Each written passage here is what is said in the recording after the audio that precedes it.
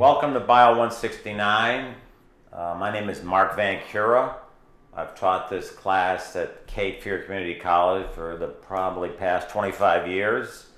And you also see Marco Urabazzo, and he's the videographer, and he'll be narrating some of this content as I'm talking. And the first thing we want to do is I want you to, first of all, when you get your book, you're going to get your book, a lab manual, and a Connect card. Once you log in with your Connect card, it's going to bring you to the section you're in, whether it's section 2 or section 3. And you'll come up with this menu on the left. And you'll see the menu I'm looking at on the screen right now. So we're going to walk you through each of those sections of the menu. First one's enrollment verification. And you'll notice when you click on enrollment verification, it's going to be a question. There really is no right or wrong answer for you to say, gee, I got it wrong and I'm not going to get credit for it. But the whole purpose of that is to get you thinking how this class is going to run, how I want you to critically think. So if you answer the question incorrectly, that doesn't mean you have not done your enrollment verification. And make sure you do that quickly because I've got it set that it's actually due Thursday, July 2nd, so by midnight. So that's the first thing you're going to have to do. And then you'll see announcements, and announcements are going to come up probably every day or every other day. The first announcement is already up. If you took a look at WebAdvisor yesterday, I was only able to do that because Blackboard was not available. I gave you kind of an overview about purchasing your book. So if you read your email, it's going to tell you instructions how to get your book or book bundle if you don't already have it. Make sure you read this welcoming message, and it tells you how to access and how to contact me 24/7. It just shows the 2 emails that there are, and there's also a cell phone that's specifically for the students. So that's something if you have some urgent problem or need to get a hold of me, and maybe if you're in the middle of an exam and your internet goes down and that, so I don't want to have you call me every 10 minutes to ask me to explain something. That's done more probably through the internet, but how you work that is you're going to text your name and your section number to that number, and then I will either text or contact you and call you as soon as possible. So what I want you to do is make sure you take that number, save it in your contacts so that when I call you or text you, you're going to know who it is. So I don't have to keep calling and then it becomes unanswered because you don't know who's calling you. This course is going to cover chapters 9 through 19. So that's the thing that's important. Remember, we're going to move fairly quickly. The next thing you'll see, it says getting started. And if you click on that, you're going to see it's kind of an overview of activities. It tells the contingency plan if there's any issues. And again, that's something that you can do and read through all of that. I am not going to read all of that for you. The next one down is the syllabus, right? Syllabus, Yeah. And there's your course syllabus. And of course, the course syllabus tells you basically some contact information, tells you what you're going to cover this semester. And again, that's just material for you to read. The next one down is the course schedule. Course schedule. And of course, a course schedule, if you look at that, that always tells you what is due and what day it's due. So oftentimes students never look at that, and they'll send an email and say, when is this due? I don't understand it. How do I get this? When do I have to do it by? If you go to that course schedule, you see every one of the things you have to do, whether it's a lab, whether it's an exam, that's going to be all on that calendar. The next one down is the instructor contact, and I've already given you that. And again, you always want to use those emails first, and then if an urgent question, just again, remember, text your name and text me your section number. And I'll always try and answer those within 24 hours, and sometimes I answer them within minutes. Next after that is the course materials, and you'll see there's going to be the coursework. Coursework can consist of assignments, labs, and tests. Tests could be called tests or exams. When we talk about assignments, basically, and I'll just show you what that's talking about. I'm going to pull the textbook out here just for a moment so you can actually see the textbook. And as you look at the textbook here, you'll see that's the textbook that is going to be part of the bundle. If you open up that textbook, you see there's going to be a table of contents, and we're just going to turn just very quickly to the first chapter we're going to do, which is chapter 9, which is the endocrine system. You'll see that what I've done is I've turned this into a cookbook rather than a book that I call basically an anchor that you can't even lift and is 1,000 pages of material. It basically turns anatomy into something that simplifies it, yet it's not simple material. And as I move towards that chapter, and you'll see that chapter really starts at page 217, and it actually ends, the didactic or reading material ends at page 231. So basically that's only 14 or 15 pages of reading for the endocrine system. As you go to the back of that, you'll see that there's a series of questions called the chapter review questions. Those are the questions you're going to answer directly in the book. And you'll see here they are. So here's your chapter review questions as I go across through the pages. So these are all chapter review questions for that chapter. Because remember, the endocrine system is a very important system in the body. And so therefore you're going to answer those questions directly in the book. You're going to take either a photograph of those pictures or you're going to scan those pictures. The pages. Of those pages. Yeah, the pages on the... So again, take a picture of the page that's been answered, or pull it out and scan that page, and you're going to upload that page to Blackboard Mark, for that specific chapter. Yeah, if you can show them on the top of one of those pages. So let's just go to the first page of the questions, which is right here. Right. Well, you're gonna the chapter review. Right. You're gonna have to place your name, your student ID number, and your section on each page. Correct. So therefore, right up here, if this is me, it would be Mark Van Cura. It would be my student ID 123456. And then I would do that and place that on top of every page. Why do you have to do that? Because that's the way that I can prove that you actually did the work, that it wasn't something that someone else did and you just turned in.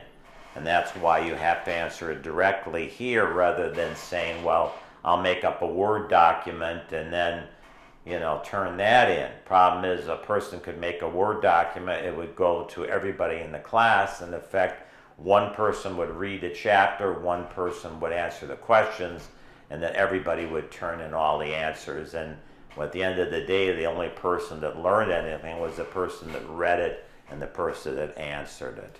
So, to reiterate what Mark said, where to turn in those photocopies or those pictures of those pages, we go to coursework on the left here, and then go to assignments. And since everything's broken up into the chapters, we'll go to chapter 9 since that was chapter 9. And then you would click on this link that says chapter 9 review questions. This is just in writing what we just said verbally about putting your section, your name, course section number, and student ID on each page. And you can see the due date of this first one. Chapter 9 is due Monday, July 6th. So you would click on that. It'll bring you to this page, and then you would browse your computer to attach files. The one important thing about those assignments is make sure to upload them using a PC, Mac, any desktop, or a laptop. If you do it using your phone, there could be issues, and Blackboard might not be able to get those submissions through. Yeah, we've had a lot of issues, especially with Apple phones using their iOS. It just does not upload, and then it becomes a kind of a nightmare during the semester. So, go to a computer, and that's where you want to upload your assignments from. The next thing down would be the other coursework, which is going to be case studies. Case studies are, you're going to see as you click on that, there'll be sometimes 2, sometimes 3 case studies for each chapter. You'll see this goes to what are called Chapter 9 case studies. You'll read something, a paragraph about something, a little story about someone, and after that there'll be some questions. After you go through that and read it, you're going to answer those questions, and you're going to submit those questions to Blackboard, and then it's going to give you a grade instantly as how many of those you got correct. The one thing that's very significant here is that you can take that over and over until you get all of them correct, and that's something you want to do, because remember, this course is based on points, so it's going to basically be the total number of points that you've accumulated in doing all this work divided by the total number of available points. And so that's why you want to maximize all of these. So if that case study is worth 4 and you just did it and you only have a 2, you want to keep doing it until you do have a 4. And in order to access these case studies, you have to use your Connect card that is with your textbook. So for previous students, you should already be logged in, and it should let you submit those case studies. For those that have never had Mark's class before, in your bundle, you should have gotten a Connect card, a McGraw-Hill Connect card with a code. The easiest way to register that code is to click this case study, and then it'll prompt you to register and use that code. And once you register once, you don't have to do that code again just to do the case studies. Yeah, and when you register your Connect code, you want to make sure you register it using your Cape Fear email address, and I would use your Cape Fear password in that so it's consistent. Because I've had students, they forget their password, and all of a sudden now we've got a whole new issue. The next thing would be the labs. I haven't put the labs up The labs yet, are going but they to will. put up. We don't start labs until next week. We get to the labs, I'll explain that separately in a video and how the labs are going to be done. But basically, we're going to do simulation labs. While you're watching that simulation lab, you're going to take notes from it, and then you're going to be asked questions about that lab, and then you're going to post those to the lab on Blackboard. We're going to do 10 simulation labs in this semester, and they're going to be interspersed throughout the semester. And I believe the first one we're going to do is going to be, if you turn to your lab manual here, you'll see that the first lab that we're going to do is on page 241. It's called There's an Elephant Sitting on My Chest. If you look through that, you're going to see that there's going to be some readings. It's going to actually tie in directly to the textbook, and then it's going to give you some information on how you literally take an EKG, how you read an EKG by knowing the time of each box. It's going to show the waveform for what's called acute MI. Some of you may hear that called a STEMI, which is an elevated ST segment and inverted T wave. And then you'll see there's going to be some skill sets and skill guides. I tell my students that if you're going into healthcare, you want to look at each of those. So if you notice here where it says skills guides, and there's hand hygiene, level of consciousness, protective PPE, as you know right now that is very significant with this COVID going on. You can go to your lab manual and you'll see all of those different skill sets are actually inside of your book. So inside of the lab manual are every one of those skill sets. So as I kind of run through here to the beginning, you'll see in this right here, you'll see healthcare provider skill guides. And every one of those are on here. And so like there's your level of consciousness we just talked about. Here's your patient assessment. Here's your oxygen administration. Just think about everyone right now is worried about pulse oximetry with COVID. So this is really significant. So I would say if I'm taking this course and I really want to learn the material, I would watch the video several times. I would take some notes off of the video. I would read each of the several skill guides that are attached to that actual scenario, and then answer the questions. You'll upload those questions to Blackboard. I will go into detail of the labs in a different video of how to submit those labs. Correct. The next thing on our menu here are PowerPoints. I've included PowerPoints for each of the chapters. They're quite detailed, they're quite lengthy. They're not mandatory to read. They're going to, I do not say if you did not read those PowerPoints, it would not somehow prevent you from doing well on the exam, because my exam basically is based upon the lectures that I give you, old exams that I give you, but a lot of students are used to reading PowerPoints and that, so I've developed a set of PowerPoints for each of the chapters and that. So remember, they're there, but again, they're just a tool. They're just a tool that you can use. Next thing down is McGraw-Hill Higher Education. If you click on that, you'll see you're going to go to your Connect section. And when you click on your Connect section, it's going to take you to, again, these case studies. So there's those same case studies I was just talking about. You'll see how there's links. Some chapters have more than one. If you go to the right column, you'll see at the top that I've also included an ebook to McKinley's second edition.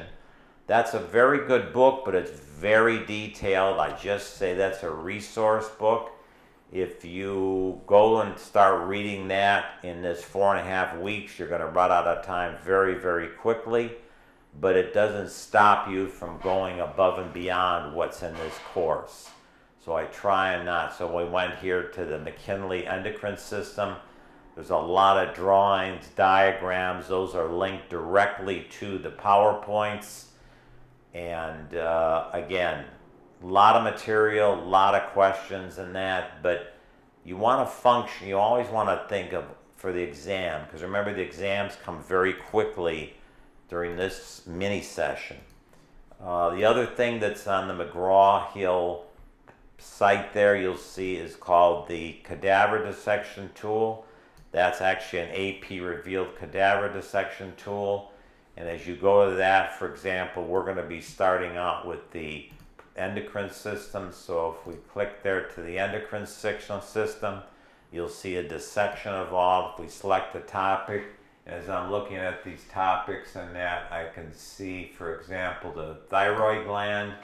And sure enough, there's a picture of the thyroid gland. And you can use this at any time. You can actually go and literally dissect by going down different layers. And what we've done now, we've gone from the epidermis, derma, the subcutaneous tissue, and we're actually seeing that shield-shaped gland that's sitting right across the front of the esophagus and trachea in that region.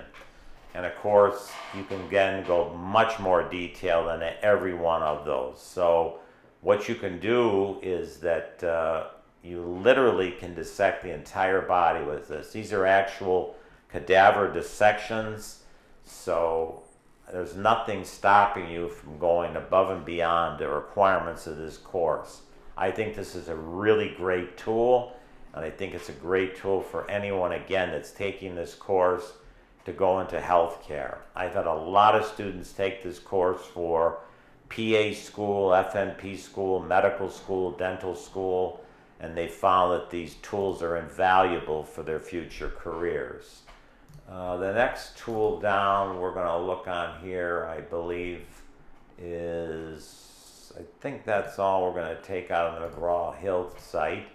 And we'll go back now to the menu, and the menu then brings us to the last thing is just student resources. Yeah, and of course, that's just basically going to be, you know, the grades emails, whatever. So you'll see that when you go to your Blackboard across on your thing, you'll see that all of your grades will be up there. So as you take an exam, once the exam is graded, the grade will appear up there, and all of your assignments will be graded, and those will come up there, and he's actually going to my grades. So it's showing each of these chapters, if you did the end of chapter questions, if they were submitted on time, whether you got full credit, if they were submitted late, half credit. If you took an exam, it'll show your exam grade. So everything is there right in front of you, because a lot of times students don't realize that. They email me and say, I don't know where my grade is, or how am I doing in the course.